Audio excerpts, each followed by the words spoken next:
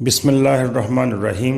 अस्सलाम वालेकुम। जी आया ਨੂੰ ਰੈਕਸ ਕਿਚਨ ਵਿੱਚ ਸਾਰੇ ਦੋਸਤਾਂ ਨੂੰ ਖੁਸ਼ ਆਮਦੀਦ। ਅੱਜ ਅਸੀਂ ਆਮਲੇ ਦਾ ਅਚਾਰ ਬਣਾਵਾਂਗੇ। ਆਮਲੇ ਦੇ ਬਹੁਤ ਜ਼ਿਆਦਾ ਫਾਇਦੇ ਹੁੰਦੇ ਆ।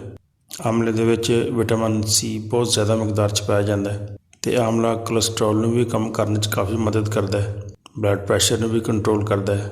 ਹਕੀਮ ਹਜ਼ਰਤ ਕਹਿੰਦੇ ਆ ਕਿ ਕਮ ਸੇ ਕਮ ਹਰ ਇਨਸਾਨ ਨੂੰ ਰੋਜ਼ਾਨਾ 2 ਆਮਲੇ ਜ਼ਰੂਰ ਖਾਣੇ ਚਾਹੀਦੇ ਆ, ਚਾਹੇ ਉਹ ਅਚਾਰ ਦੀ ਸ਼ਕਲ 'ਚ ਹੋਵੇ, ਚਾਹੇ ਮੁਰੱਬੇ ਦੀ ਸ਼ਕਲ 'ਚ ਹੋਵੇ ਜਾਂ ਕਿਸੇ ਦੂਸਰੇ ਸ਼ਕਲ 'ਚ ਹੋਵੇ।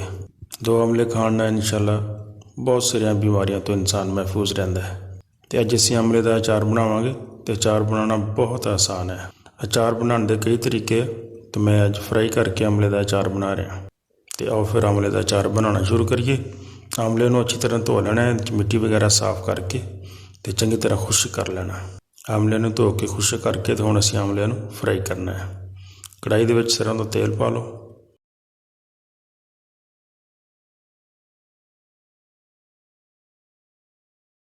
ਸਰ੍ਹੋਂ ਦਾ ਤੇਲ ਪਾ ਕੇ ਗਰਮ ਕਰੋ। ਜਦੋਂ ਤੇਲ ਗਰਮ ਹੋ ਜਾਏ ਤਾਂ ਅਸੀਂ ਧੋਤੇ ਹੋਏ ਆਮਲੇ ਵਿੱਚ ਪਾ ਦਿਆਂਗੇ।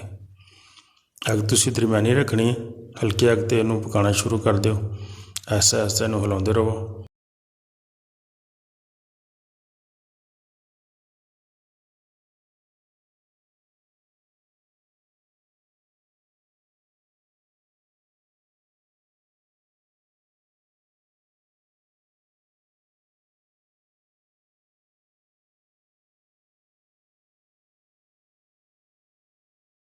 ਅਤੇ 3-4 ਮਿੰਟ ਤੋਂ ਬਾਅਦ ਅਸੀਂ ਇਹਦੇ 'ਚ ਕੁਛ ਮਸਾਲੇ ਪਾ ਲੈਂਦੇ ਹਾਂ।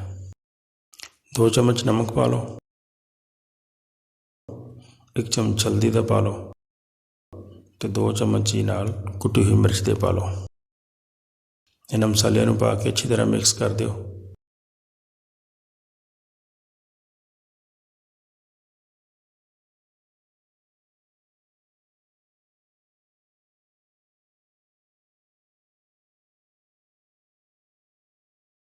ਹੁਣ ਅਸੀਂ ਇਹਦੇ 'ਚ ਕੁਛ ਮਜ਼ੀਦ ਮਸਾਲੇ ਵੀ ਪਾਉਣੇ ਆ।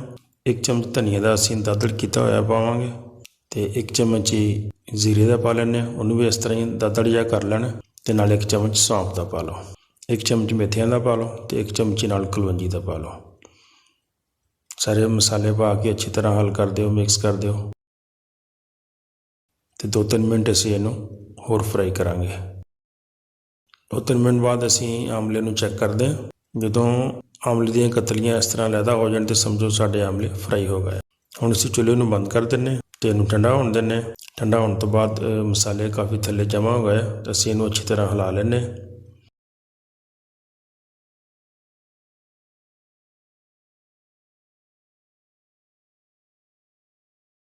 ਅੱਛੀ ਤਰ੍ਹਾਂ ਮਿਕਸ ਕਰਕੇ ਅਤੇ ਅਸੀਂ ਕਿਸੇ ਸਾਫ਼ ਬਰਤਨ 'ਚ ਇਹਨੂੰ ਸਟੋਰ ਕਰਾਂਗੇ। ਤੁਸੀਂ ਕਿਸੇ ਮਿੱਟੀ ਦੇ ਬਰਤਨ 'ਚ ਵੀ ਪਾ ਸਕਦੇ ਹੋ, ਕਿਸੇ ਸ਼ੀਸ਼ੇ ਦੇ ਬਰਤਨ 'ਚ ਜਾਂ ਕਿਸੇ ਪਲਾਸਟਿਕ ਦੇ ਬਰਤਨ 'ਚ, ਲੇਕਿਨ ਨਮੀ ਨਹੀਂ ਹੋਣੀ ਚਾਹੀਦੀ ਤਾਂ ਕਿ ਅਚਾਰ ਖ਼ਰਾਬ ਨਾ ਹੋ। ਆਮਲੇ ਦਾ ਅਚਾਰ ਤਿਆਰ ਹੋ ਗਿਆ।